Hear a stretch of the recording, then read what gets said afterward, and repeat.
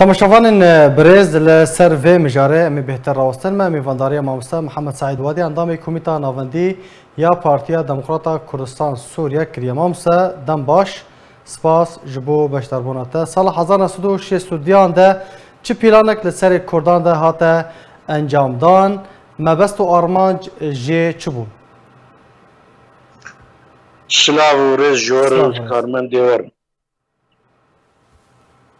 1962 بریارک رژیم سوری فاشی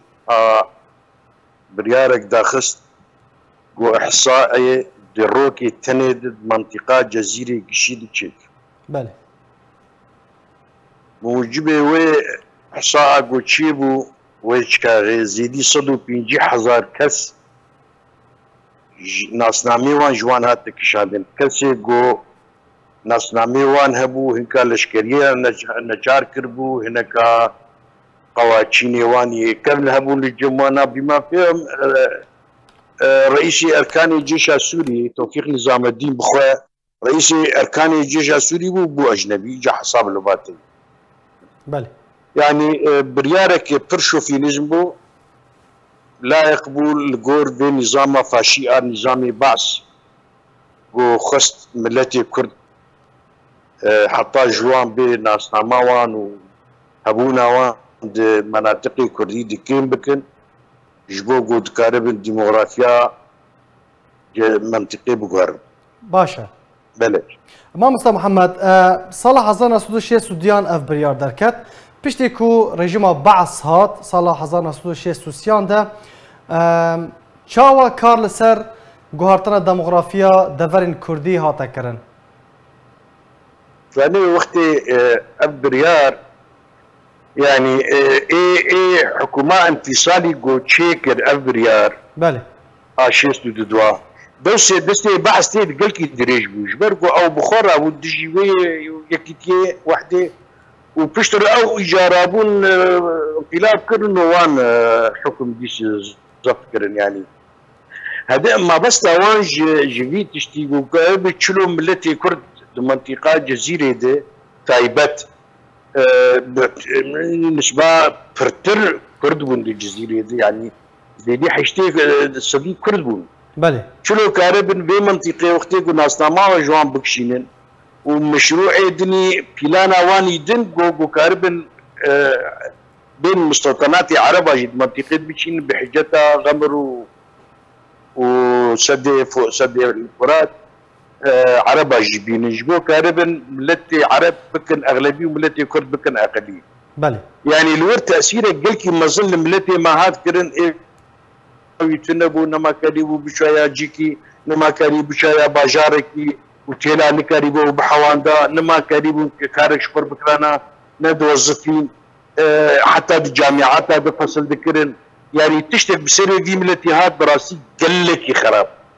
بله مخابن يعني ملت قلكي هاتي اشكاندن باشا ما مصطفى بيشتي صالة 2011 بيشتي كو شورشا سوريا دست بيكر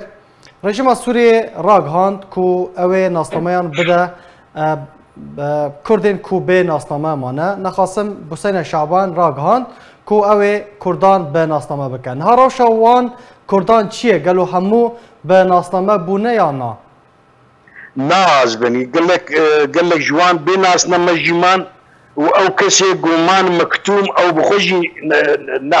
ناسنامه ندان وانا جبر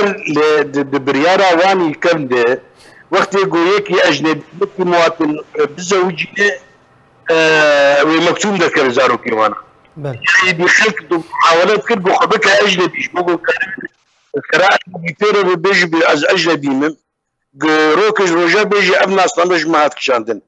نسباك برمزش خوية مكتوم القي ندان وانا ناسنامه وقال لك جي ايجو اجنبي بو جي ناسنامه ندان قال لك ايج مطلوب يامن بو ايجو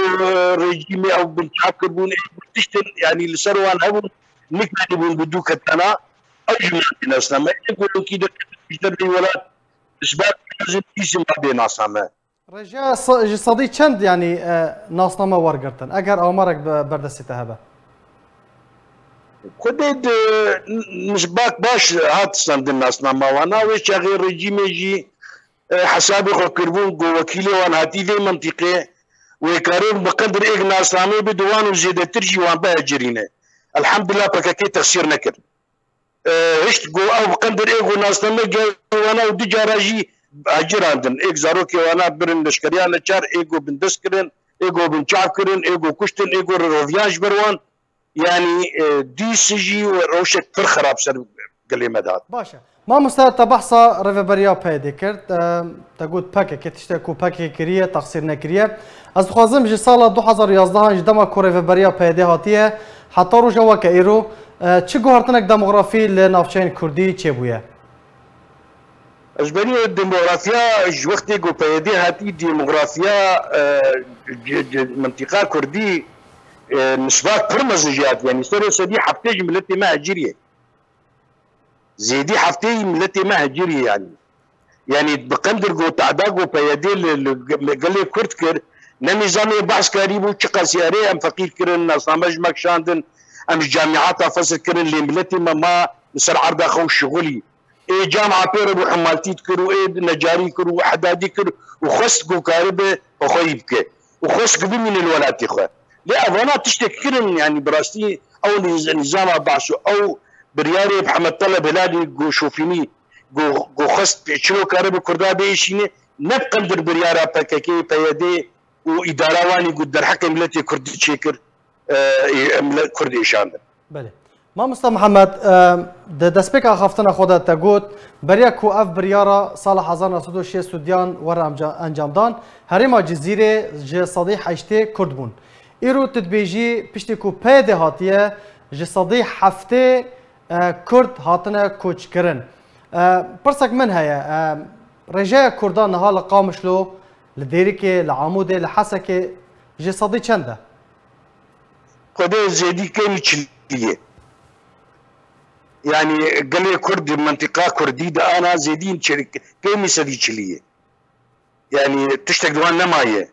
قال لك بچولاكتنه باجاري قامش لي بنره سري سدي بري حشتي كردون انا سري سدي سي كرد نمانه بيس كرد نمانه جبر چه ادویه کاتی انجام داد ما مست يعني جبر چه سیاستك هات مشاندن حتى كو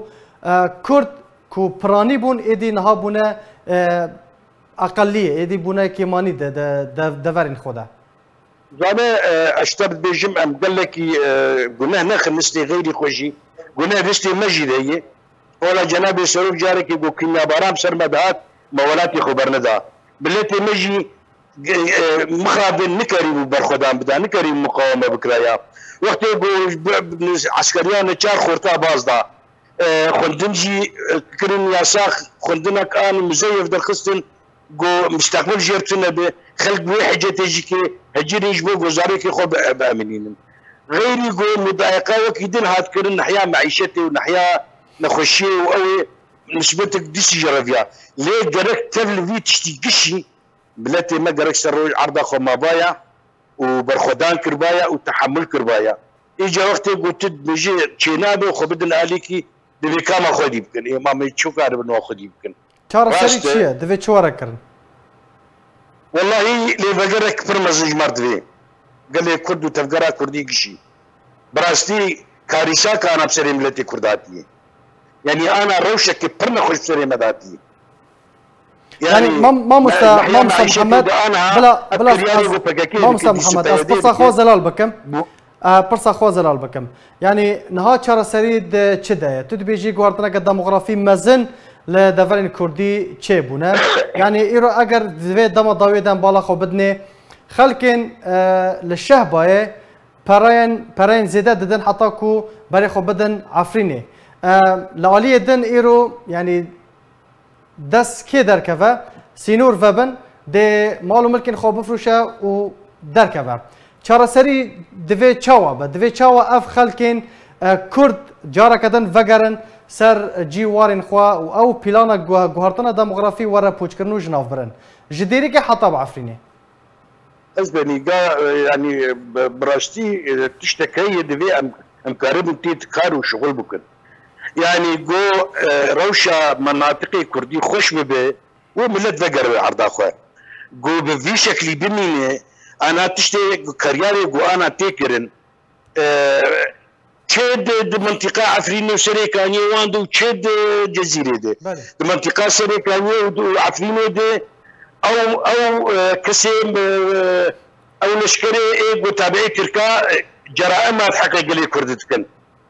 وبكاكاجي عليكي دي قبولناك جو ملت ذاقري دي عاملي خراب جو ديلي جو ملت انكي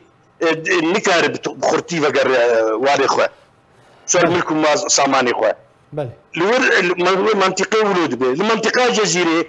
أنا أشترد بيجم إيرو حدود ذا بكستيد نامينه يعني كسك نما كارم ملت نما كارم ناني خو تأمين بكي نان تاني تزاني قوغ أنا ربطان جاي زيدي 1200 ورقي يعني تزاني قوغ برميلا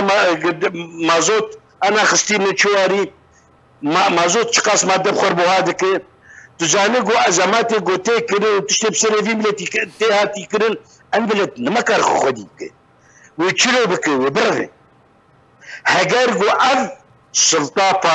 فاسدي قو أنا إيرو إدارات كتنا بايا روشا ملت يعني غازلنا ذات كرن تشتي قو هبايا ممكن بايا بسرفي تشتي قشي دي أنا خدي محلات وخدي ايجو واردي وانا يشد دكان بيش محلات صناعي لكن كيف ضريبات هذه سروانا هنا بيش $1000 بدنا ايدي تبيع 1000 بدنا حتى جارنا بيجي $1000 شيكات خوازي قبيناش بو وتعديد كيش بو ياوي محلات دوام شوتين ياوي طبنا دوام بكي ياوي وان بقري يعني ايدي ملت هناك جي من بيشتي معلوماتها دكاني قلتن وقلتن نما لازم جبره ام كم سنه بشغل ام بيجي $1000 $1 درناخ جنب دنوات يعني كارك تيكرن نجبر خط تيكرن كارك ضمن بلانا كده رجيما سوري شريكه رجيما ايران شريكه رجيما تركي شريكه اف كسي جو كردستان بندسي وانده واف كسي جو دستكي باندج منها در حكم ملتي كردي تيكرن وكان حج الشعبي تشد شنغالي دتكي بقوتها بكيكي او جبروت كده بله كلاش باس ملتياتي ايدي نما كار خدي كلاكس باس جبو مامستا محمد سعيد وادي انضامي كوميتا نافندية بارتيا ديمقراطا كردستان سوريا كلاكس باس جبو بشتر بناته